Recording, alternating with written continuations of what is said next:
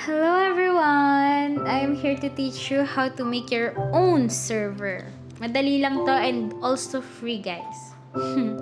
Okay, first, punta tayo sa Google and search natin yung aternos.com. Ayan, yun nasa una. And then, we're gonna press play. Yun, nasa baba. And then, ayun na nga, naka-open na tayo. Press natin yung create.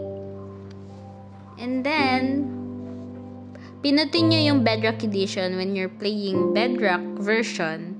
And pwede rin naman yung Java if you're using Java. And then, pwede natin palitan yung name ng server. Dito lang sa may taas, yung sa may Aternos Me. Wait lang, let me type. Our server. Yun na lang yung name na itong server na to. Kasi example lang naman, yes. Wait lang. Tagal mag-type.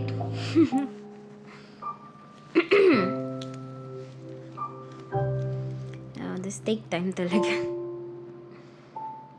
And then, after that, pwede tayo magtingin ng blueprint here. Yes. After that, pwede na natin i-create. Pwede nyo na create. Alright. And then, pinutin nyo yung skip. Ayan.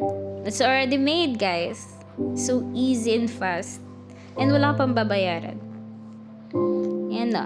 Diyan na rin yung address and yung port. Pinutin nyo yung yes when you start na para ma-open na yung server. Antayin nyo lang yan. And then, pinutin nyo yung add my server do sa taas na yun para mailagay na sa Minecraft nyo. Yep. All goods. Lang natin, medyo matagal mag-loading kasi ang aking Minecraft eh. Yan, i-check natin. And scroll down nyo lang guys, makikita nyo na yung server nyo doon. Don't forget to follow me and like this video. Thank you so much for watching. Thank you guys!